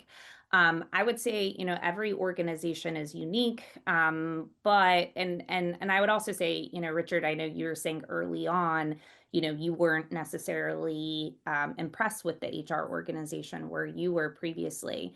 What I'd say is that the role of HR has completely changed. It's also completely changed in the last 5 or so years of, oftentimes when you look at an HR function, we would have thought pay, we would have thought let's hire people. I think now because we've watched that organizations have had to adapt so much in the last 5 years to their workforces, work from home, vaccine requirements, inclusion, healthcare changing, all kinds of things. Every single time, frankly, that you open a newspaper now, every headline is probably something that an HR leader is thinking about. Uh-oh, what does that mean for my people? And what do I need to think about it? So, all of these things that, a marketer gets to do marketing, a finance person looks at the books, a lot of the things that are hard to measure have been put on an HR leader's plate. So, especially as you start thinking like huge societal changes, huge technology changes with AI and automation, HR is oftentimes right now being asked to play a really important role in figuring that out. So So, what kind of role is HR being asked to play when it comes to people's social media? Because see things in the news all the time. This guy got fired because he posted on social media, or he reposted something and got fired for it. And then somebody else can do it and they don't get fired. How does HR handle that? I would say that is probably one of very many different things that HR has on their day-to-day plate. I would say, like, to the point of that, I think that that comes down to values and behaviors, being very clear about what that looks like, and understanding how you all respond as a leadership team to those types of scenarios. What I would say is also, hey, Elizabeth, today it may be social media is the thing that people are thinking about. Tomorrow it's going to be something else. And so I think that's kind of the key when you say, what's the story? What's the novel? It's almost like we're reading a novel where the plot is constantly changing and you're just trying to keep up. And so that's kind of the key that we're seeing is, a year ago we were talking about, there's always a great resignation, a great stay, a quiet quitting, coffee clock in. There's always there's kind of a theme du jour for HR, but the key that they have to be able to navigate through is how do they have the data that's telling them the story of what's happening over time, and how do they take the data that typically that novel would have been looking historically at, what happened last year from a compliance standpoint.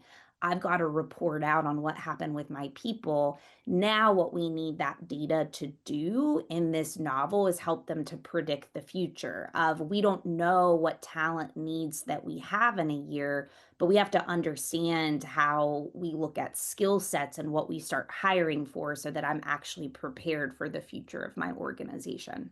So, how much of a company's culture is or should be attributed to the work of the HR department versus the management and the leadership of the company? How do those two interact? Yeah, HR does not own culture. And that's kind of this, it doesn't sit in a silo. Organizations that think HR owns culture, it's got to start at the top. Who builds your culture is your CEO, your founder, your executive team. And you've got to have alignment at that table and at that team. I think that what HR does is HR is a reminder when you're sitting at an ELT table and you're making a big strategic decision. Hey, let's acquire a company. Hey, let's go off, open a new office in XYZ country. You're always making those kinds of decisions. What HR is doing is making sure that you're asking the question of, how does this impact our people? What do we need to do to hold on to our best talent when we're making these kinds of decisions? But I absolutely believe HR doesn't own culture. They're there to create accountability for culture. They're there to facilitate conversations that are, how is culture being translated through the organization? But it's got to come from the top up down, because everybody's watching. What is that CEO doing? How's that CEO responding? HR is there to make sure that that's being translated throughout the organization. Well, I don't know if you have the answer to this question because I know you're not like in the HR departments at these companies, but before COVID, people could gather around and say really stupid things to each other. And then somebody would get mad and tell HR. And then We still say stupid You know, things to each other. then when everybody went on Zoom, it was a little harder because you weren't really one-on-one with somebody at the water cooler saying, you really look like crap today. Did you go get drunk last night or something? And really insulting the heck out of them. It was harder to do when people weren't physically together. Did you notice any differences in terms of people filing like harassment suits or any of that during COVID versus in person? Yeah, so I'll be honest, we're not in the employee relations side of the house. I again think, in the past we might have thought about HR around, and HR wears so many different hats as we've talked about. We might have thought of like who's getting their paycheck, who's hiring somebody, and who's complaining about somebody and getting somebody fired. Like those may have been kind of the buckets we would have thought of before. Our focus at Illoominus is we do a lot around organizational health and organizational design. So typically, we're not necessarily touching employee relations claims. That's not really our area. Where we focus is we'll bring together system of record data. So like your work days, I know you all mentioned SAP before. So like SAP success factors, we'll bring together recruiting data, engagement data, performance data, and pay data. So what we're essentially trying to understand is what is somebody's experience when they're at the organization? What is their employee journey? We bring that critical HR tech stack together to help somebody understand, was Noelle a high performer or a low performer and she didn't get promoted in this amount of time? How's her salary changing over time? Can I actually understand what is the archetype of a high performer look like at my organization? What is that journey? What is that career path? The same way we would think about like marketing type analytics. What we're doing is saying, hey, what's the archetype of a high performer? How do we learn what that looks like through data that's living in different places? And then how do we take that and communicate that of, hey, Noelle, you want to grow within this organization. This is your path to do that. So, Shekar, do you have any questions or comments for Noelle? Noelle is probably one of the most articulate people that I've ever heard talk about this topic in a way that is so commonsensical. Because, people always think HR equal to culture, but culture is a living organism that evolves as people get added into the organization. That is why you're always constantly morphing the culture, and they are actually accountable for it. And what I believe is going to be true in the future is one of the things to really watch out for. And this happened during the COVID times, is when people get separated in time and space, which is what COVID did. You begin to lose the human connection, which makes companies.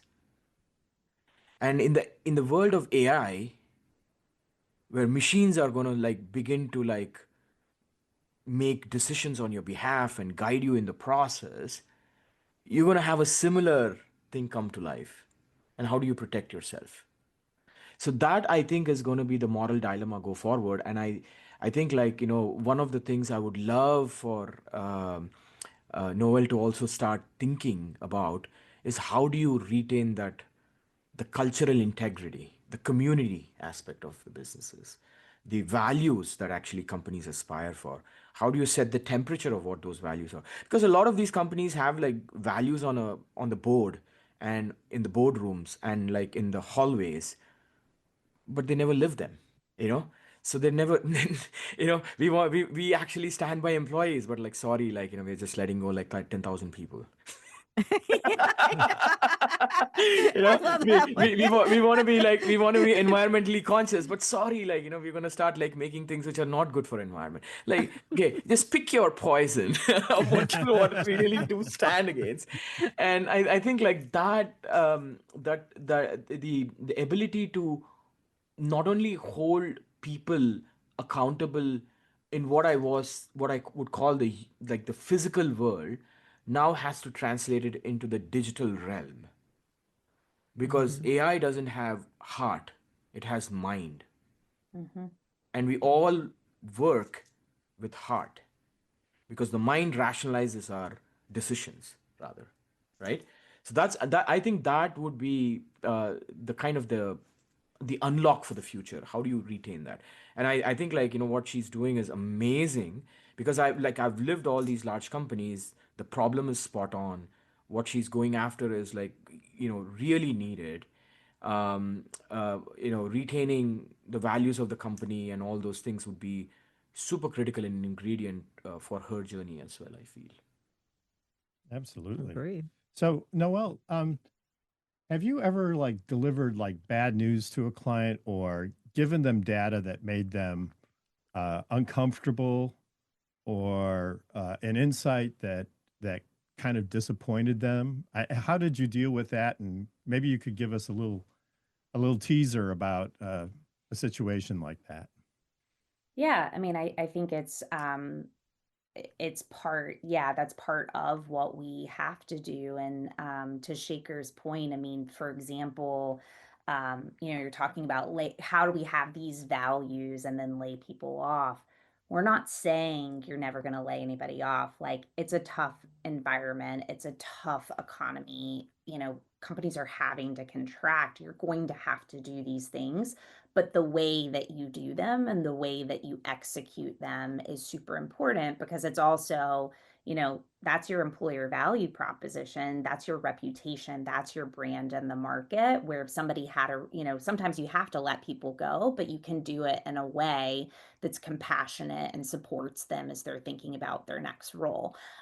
So, we're not saying, everything should be fluffy. And, we know you've got to run a business. You're trying to create a high performing team. What's the best way to help you to do that? Yes, we've had to deliver hard feedback to our customers. Our platform is delivering that hard feedback to our customers. Sometimes people do want to see it. Sometimes people don't want to see it.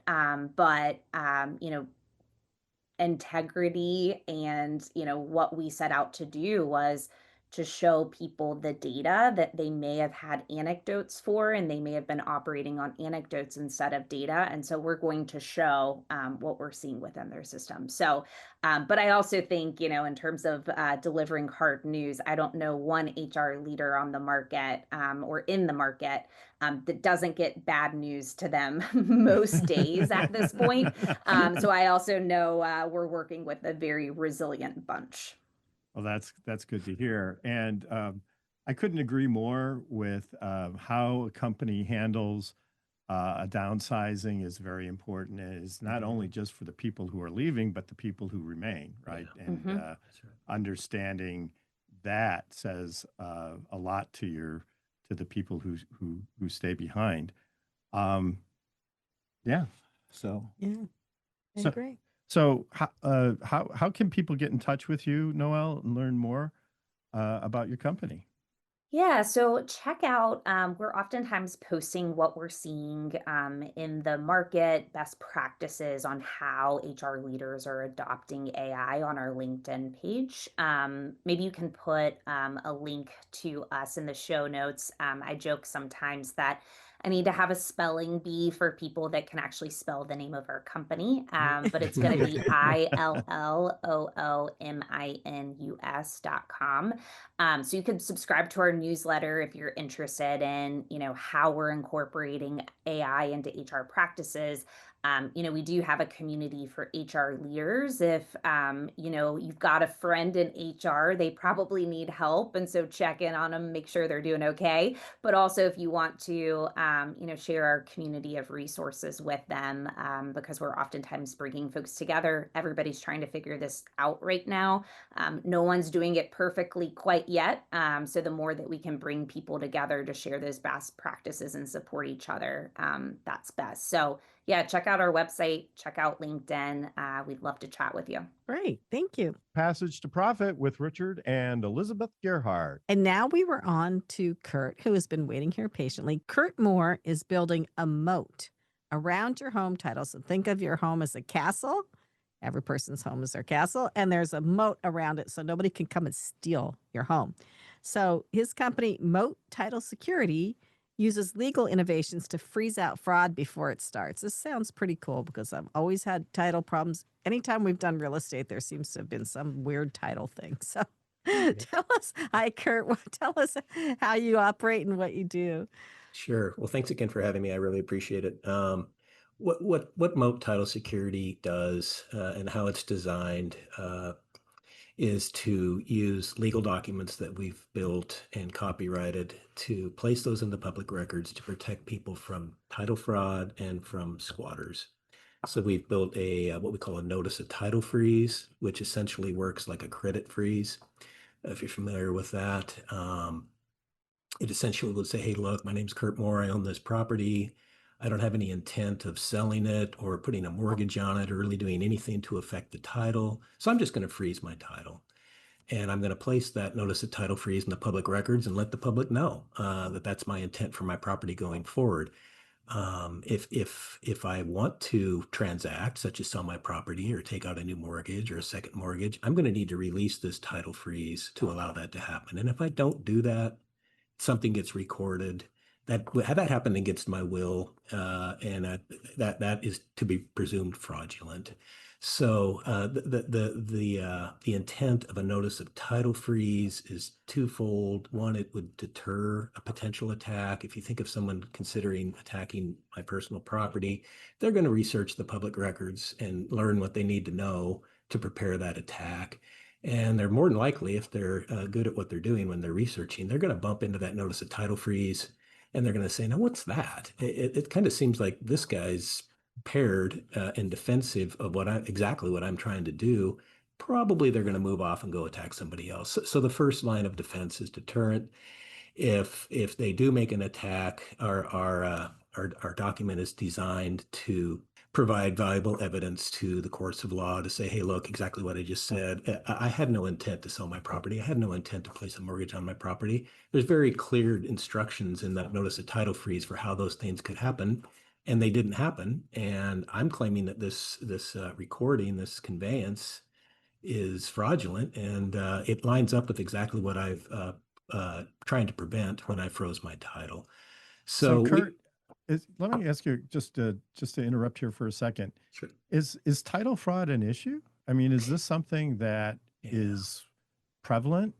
Can you give us some information about that? Sure. That's a great question. And it is, and it's becoming more prevalent. It's an interesting question. I first had my first experience with title fraud. It tried to happen to my elderly mother all the way back in 2014. That's where I got this idea back when I was in a different job in a different part of my career.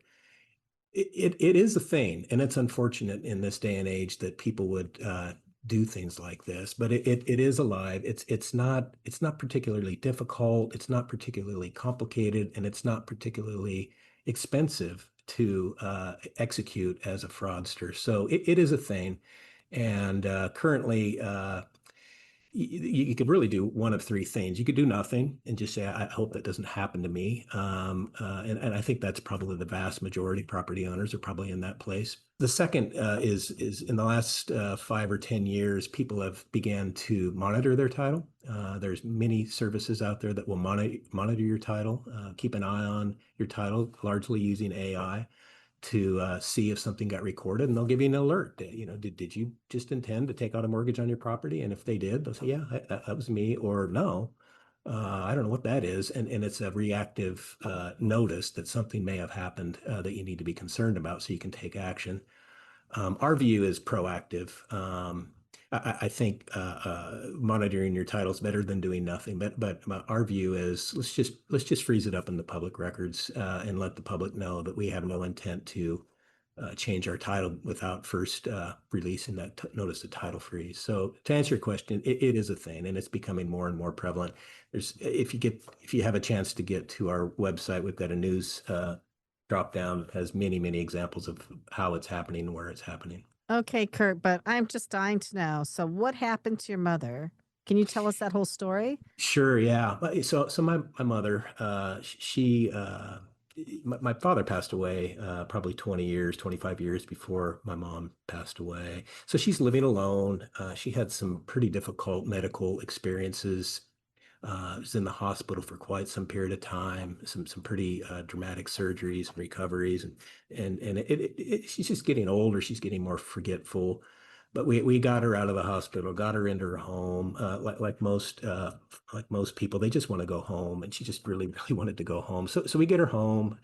And one Saturday, I went to check on her, and I pulled up to her house, and there's some guy on the porch, and he's arguing with her on the porch. And I'm like, well, what is this clown doing? So I, interceded, got him out of there, and mom's in tears. And, she's like, well, this guy says I'm selling my house to him. And I'm like, no, no, no, mom, you're not selling your house to this guy. And this guy was pretty offensive, big guy. And it was intimidating to me, let alone to my mom. But I got him out of there. And at the time, I was working in the energy industry with a ton of lean into public records, researching public records, filing documents in public records. I passed the story along to our counsel at the company I was working with. He said, "Oh yeah, that happens. People try to take advantage of the elder. They try to get them to sign deeds, and sometimes they even just prepare a deed and they just file it on their own accord."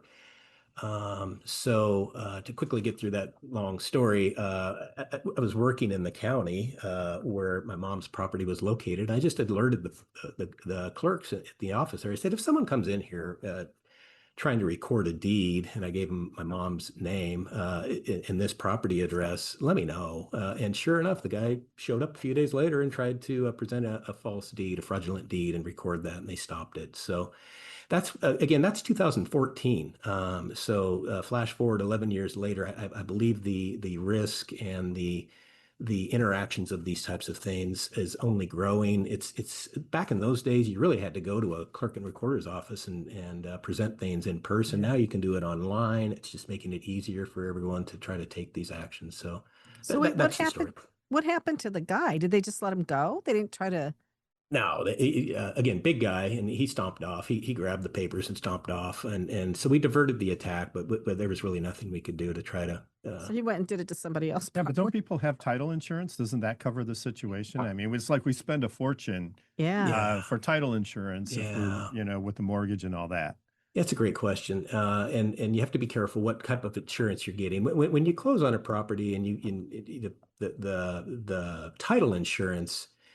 The policy you get when you're closing on property is to protect the buyer from anything from the point of sale all the way back. So if there was something missed in the title review leading up to the closing, maybe they missed a release of mortgage or they missed a lien or something, the buyer is insured against any claims that might come forward there, and that's going to fall into the title company's basket of cleanup.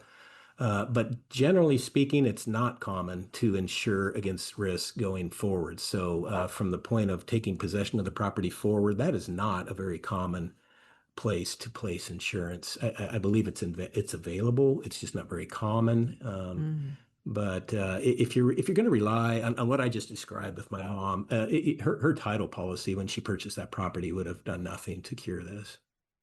Got it. Wow. So what do you do? I mean, how do people implement this process? So we try to make it as simple as possible. If someone is interested in freezing their title, they can reach out to us, confirm that we're active and available in the state where they live. It's a little bit of a slog to get our documents considered on a state-by-state basis. We're in that process of pushing it through to get into all 50 states. Currently, we're in 8 states. And just kind of building and testing our systems and our processes. But if someone's interested in freezing their title, they reach out online through the website. You can reach out to an agent, to the office, and we'll walk you through how to apply for a notice of title freeze or for our other document, which speaks to preventing squatters. So we try to make that process pretty easy. So it's Moat Title Security.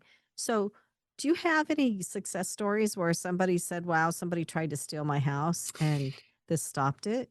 We haven't yet, but I will tell you, we've had cases where people have frozen their title and then they essentially just forget that they froze their title, and they'll apply for a second mortgage, and it'll get stopped when the title company that is charged with closing their mortgage bumps into this notice of title freeze. They'll read it and they'll say, well, we can't close because we can't, you've frozen your title.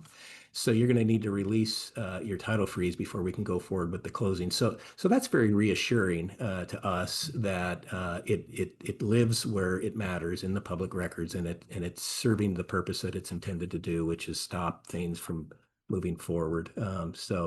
But to answer your question, we've not had anyone have a full-on title attack against a property that has a notice of title freeze yet. Hopefully we don't. Well, maybe they see the title freeze and walk on to the next one. Yeah. That's again. I spoke to that a little earlier. Deterrence is our primary win. A secondary win is use it to fight back. Got it. Shekar, do you have any comments or questions for Curt? I lived it. No. No, in the sense. So I used to work for Walt Disney Company, and so my wife actually spent all her energy trying to rebuild our house in Valencia, California. Like, it's like Santa Clarita area.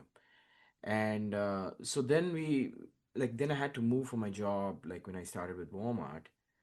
And so I came to the Bay Area, and so we did not want to sell the house, and we said, like, let's rent it out. And like, so we had like one very good like renter, never a problem, always on time, greatest, like very nice guy. And they kept the house like as though it was theirs, like very nice man. Okay. And then he ended up buying a house, and like, we brought in the next set of like, renters.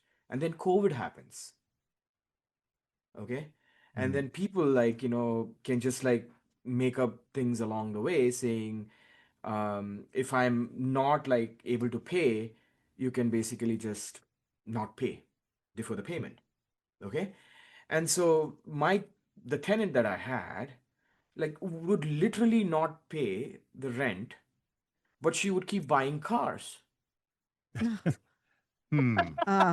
That's not good. So this is like the ridiculous thing I've ever seen in my whole life.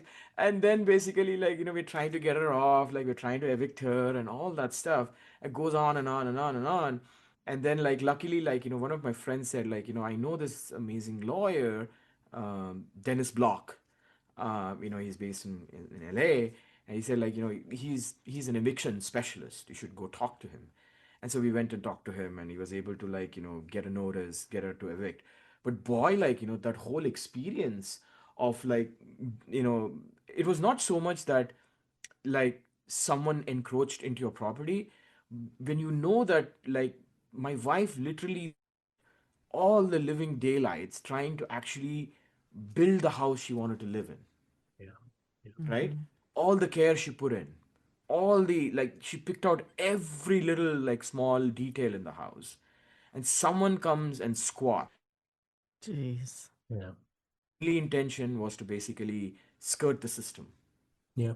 And while you want to like basically like think that the world is really like made of like good people, sometimes people's intentions are not well placed, and you always have to protect yourself against those eventualities.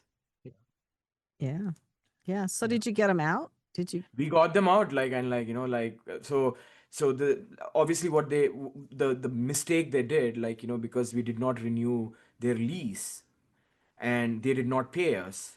Essentially they had like, they were served a notice of like, 30 days to leave the house. They just disregarded it, thinking that I could not. And then the cop showed up and then got them evicted completely.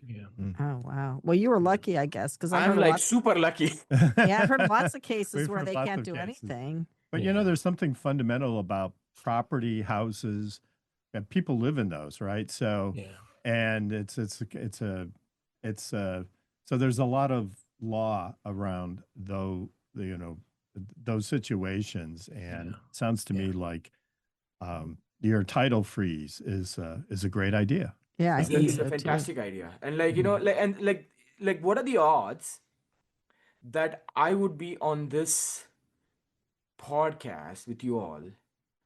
Kurt talks about like title freeze, and I am the victim of title freeze, or I know about to be that the gets victim kind of of weird.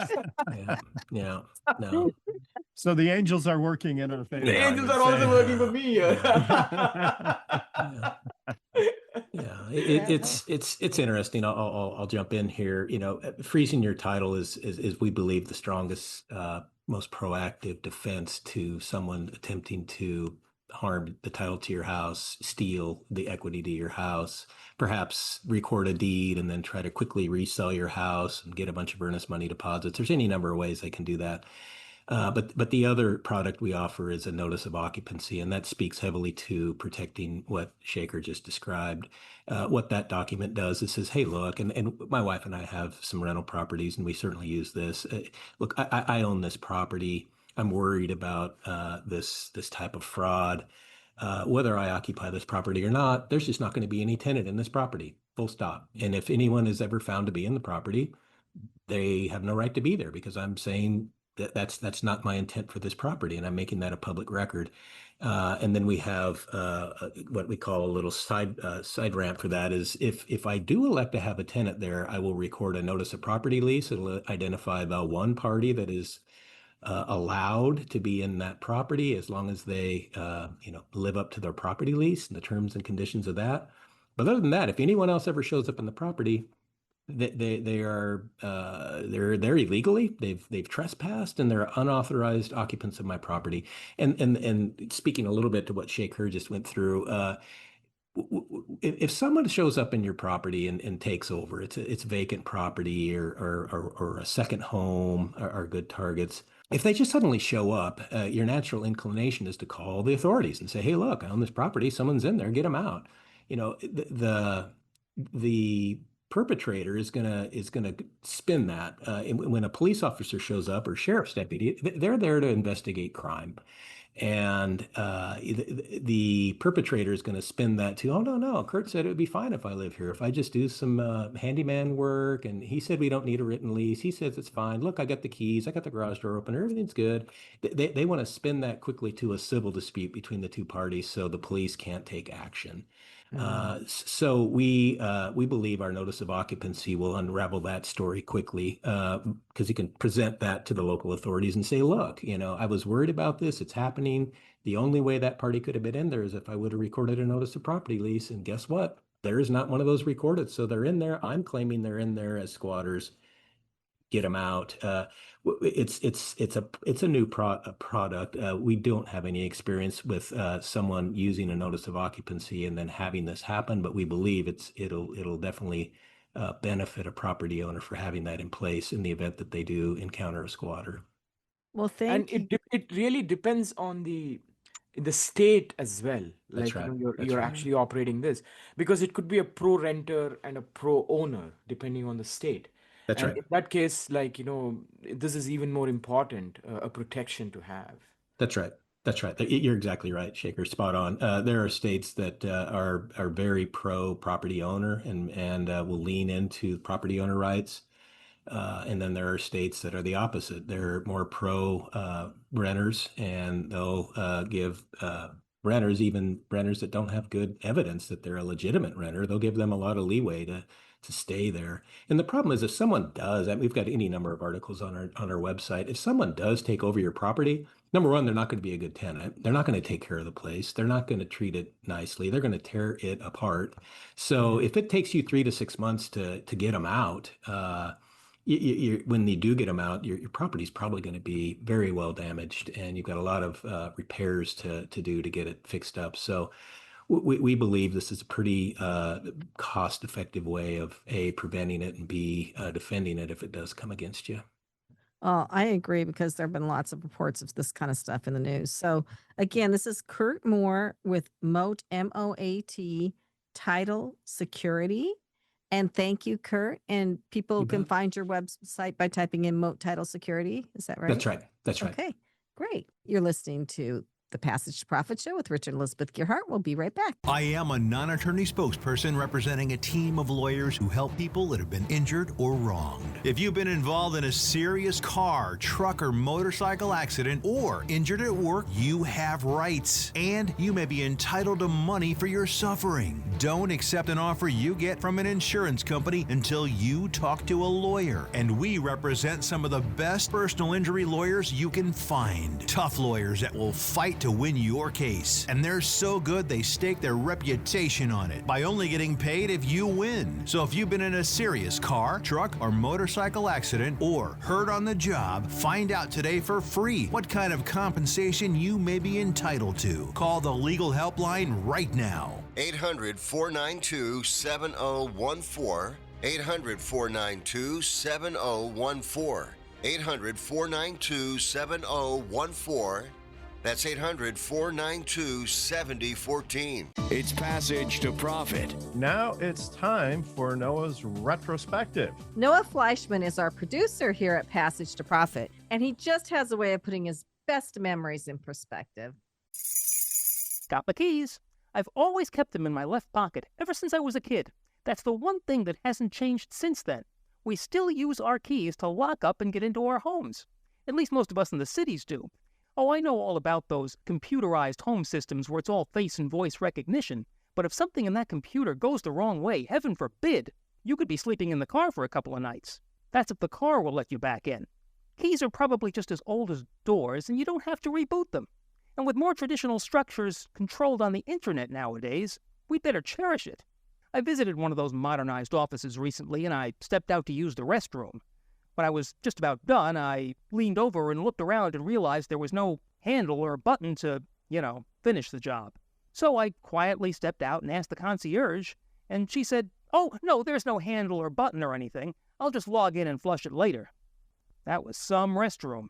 Good thing I remembered to return the key. Now more with Richard and Elizabeth. Passage to Profit. It is time for Secrets of the Entrepreneurial Mind. So, Shekar Natarajan, what is a secret you can share with our audience? In my case, it was my mother's code. Okay. And let me tell you what that means. So, in the city I actually grew up in, there was this weird little rule where both my brothers went to Jesuit school. And there was a rule that said 3 kids from the same house cannot go to the same school. Very weird, by the way. And it was all about giving opportunity to other kids, so that not the entire family goes to the same school. It's just a weird thing of the past, I guess. And my mother had a simple reason. She said, my 2 elder kids go to reasonably a very good school. And, because of the community we come in, we could not afford it, and we were really blessed to go to that school. They were really blessed to go there. And she didn't think that it was fair for her and for me to go to a school because I was the 3rd kid. It did not look fair to her. And so instead of going and protesting and fighting and doing everything, she would go stand right outside the headmaster's office every day for 1 year. 1 year. So I'm 1 year late to the school, by the way. Okay. So, and she stood there silently. She never protested, but every day the headmaster would walk out for the mass for the school. He would see her. And every time he walked back into the room, he would see her. And she would just stand there. And after a year, she outlasted the system. And the rule went away. The moral of the story is, in the entrepreneurial journey, you never know whether you're going to be successful or not. But you should have the moral courage to outlast the system. I to like get to that. Success. Yeah, that's So- great. So that's my code. That's what I live by. I never give up. I'm Mr. Relentless. All right. Yay. Okay. So Curt Moore with Moat Title Security. What is your secret? Yeah, that's a tough one to follow. That's a great story, Shaker. I think I would boil it down to be passionate about what you're doing in life. It's in my opinion, people oftentimes get drawn to making money or having fame or being well known. I think it's much more sticky if you can do something that you're passionate about and you believe in. And kind of augmenting on that, in my past career, a 30-year career, at times having between 50 and 75 people reporting directly or indirectly to me, people would come into my office and say, "Well, I've got this problem. What should I do?" And I would just say, "Well, what's the right thing to do? What is the right thing to do here?" I mean, it is a complex problem, and we'd have a partner, we have a some kind of other potential adversary here. What would you want to have done to you if you were on the other side of this? And so I think there's something, and it aligns with what Shaker's representing there. Just do the right thing. It's never the wrong time to do the right thing, and be passionate about what you believe in, and fight for it. I love that. Yeah. I'm going to ask Richard now. Yeah. Well, I'm going to stick with the kind of theme that's been weaving its way through our program, which is the moral thing and doing the right thing. I think at the end of the day, having more success is not worth it if you have to compromise your own principles. And sometimes I think we can get caught up in our world, and I certainly have, and we make mistakes or we cheat ourselves a little bit. And at the end of the day, it's not worth it, because having a good feeling about yourself and doing things that are consistent with your values will benefit you more in the long run than taking shortcuts or a short-term gain. And I think that's pretty much the lesson that I've gotten out of this show. Yeah, if you don't tell lies, you don't have to remember what you said, right? That's right. Well, I'm going to say for mine, I'm going to go down in the weeds a little bit. So I'm going to say to anybody listening, learn how to do the queries for the large language models. I'm talking about ChatGPT. I'm talking about Perplexity. I'm talking about Google Gemini. I'm talking about Grok and Claude, all of them, because the reason I'm saying that is they're teaching it in the high schools now to the high school kids. And if you're older and you remember when you used to be able to teach your kids how to do stuff and then it kind of flipped because they were learning stuff in school that we'd never been taught, it's going to be like that. So I think that it's going to be like, I don't know, it's going to be taking over. And I think the more you can teach yourself and learn how to do the queries, the way that the software will give you the right answer is going to help you out. And if you're ever looking for a side gig because AI took your job or something, that if you can teach yourself and how to do queries well enough that you can teach it to other people, you can always start a consulting gig, right? Sure. But I really feel like it's going to be important. You don't have to embrace AI 100% and love it, but you know how you have to know how to use it, how to make it work for you. And I think that's my secret. Yeah, and I would just, kind of follow on that. We still meet people who have never tried ChatGPT. Not fewer and fewer. Yeah, but it's so if you haven't tried it, try it. It's free, and just type in a few things and see what it's like. This is the way the world's going, and at least a little familiarity with it can't hurt.